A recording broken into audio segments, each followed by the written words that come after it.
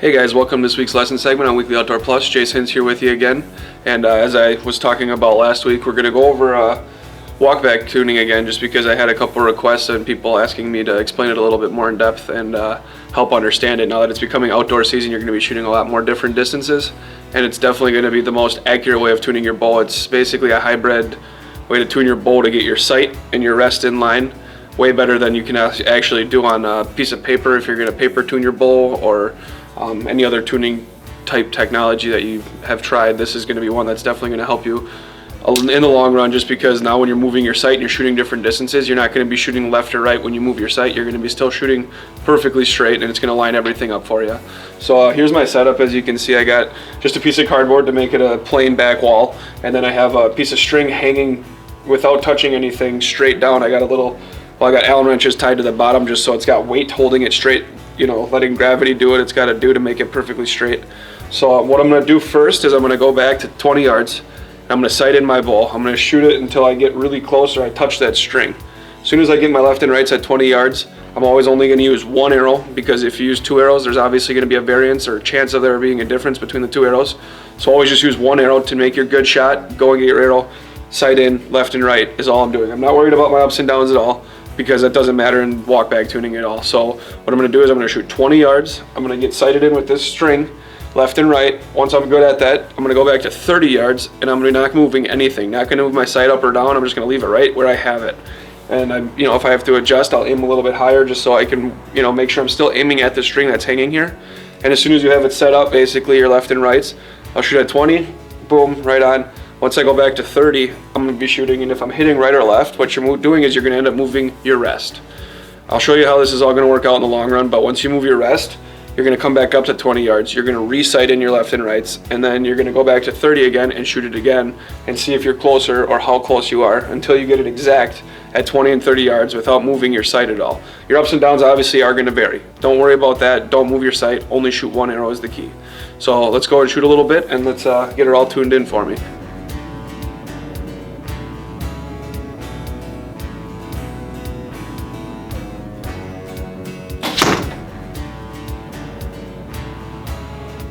Alright, so that's my first shot at 20 yards, and as you can see, I obviously hit to the right. So what I'm going to do now is just move my sight to start. I'm just sighting in at 20 yards, so I'm just going to move my sight over, a couple clicks, and now I'm going to step back, and I'm going to make the exact same shot and see where it hits until I get sighted in right on the string at the first initial distance. You can do this at 10 yards, 20 yards, 30 yards, whatever, but wherever you're confident that you're going to still be able to shoot consistently. So you want to do 20 and basically 27 yards in here. If you're in your basement or your backyard, you can do 10 yards to 20 yards. Start small, and don't try starting, shooting 50 yards and 70 yards, because that's not easy for anybody, and the wind can make a difference. There's a lot of different variables that'll make a difference in that aspect of shooting. So pull this out. I'm gonna go take one more shot at 20 yards, and hopefully I'll be sighted in.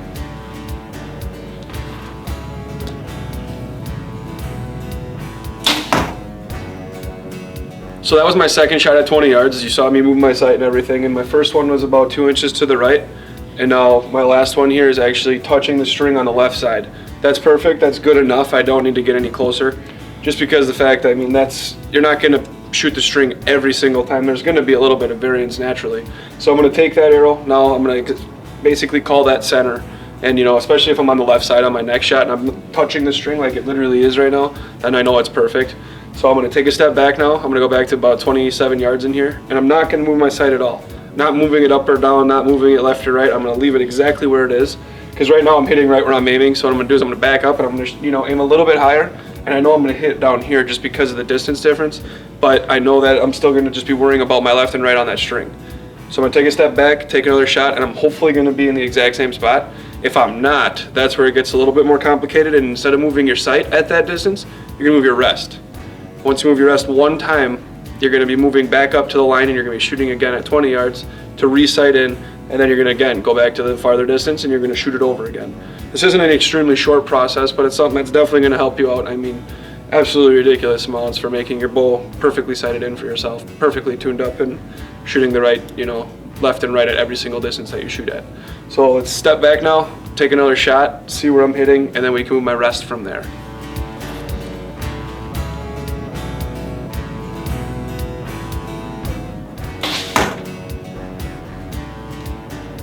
All right, now I shot my farther arrow, and as you can see, I am a little bit farther to the left than I'd like to be. I'm about a inch off basically, which now what I'm going to do is I'm going to move my rest.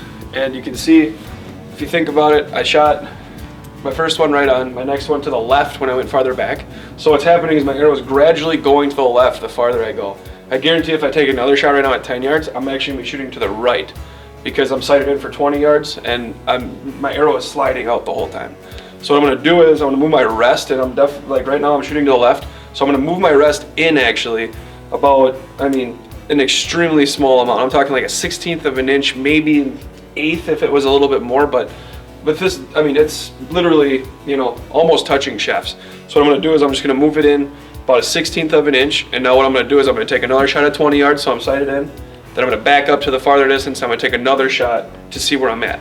This is where you got to, you know, keep track of where you're moving your rest so that you can actually make sure that you're not over adjusting it. And basically after your second time, if you keep track of how much you move it, you should be able to get right on.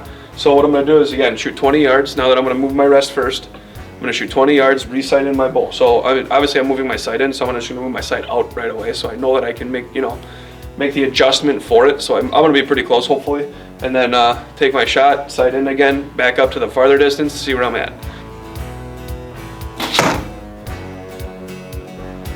All right, so I went and moved my rest, re-sighted in. I moved my sight ahead of time just to make sure that I'd be close enough. And I shot at 20 yards now. I'm just a hair on the right side of the string, which I know exactly where I am. So I'm going to back up now. I'm going to shoot the farther distance, and hopefully I'm going to be in the same spot, left and right wise, as my arrow right now, just because of my little adjustment on my rest. And again, by doing this, any distance I can shoot at once I get this exactly tuned in my rest, it'll be definitely right on left and right. So as long as I have a good sight tape or a good sight markers on my sight, I'll be able to shoot any distance I want to. Left and right will be perfect. So I'm going to step back, shoot the farther distance, and hopefully I'll be a lot closer than last time.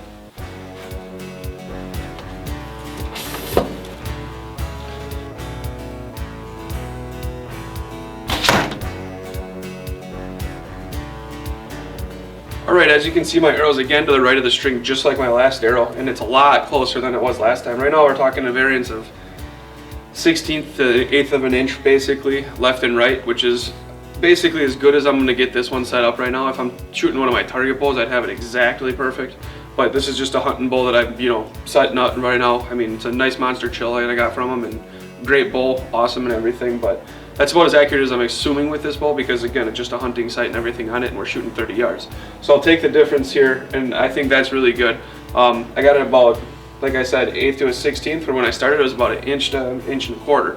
So it's definitely a lot closer, and this is the kind of thing that right now I'm confident I can shoot any distance and it'll be right on left and right wise. So do this with your bow for even just hunting. Just get it bare, kind of like I did right now, or if you're doing target, you know, get extremely anal with it. Make sure you're shooting with no wind variance, no light variance. Make sure that it's going to be consistently shooting.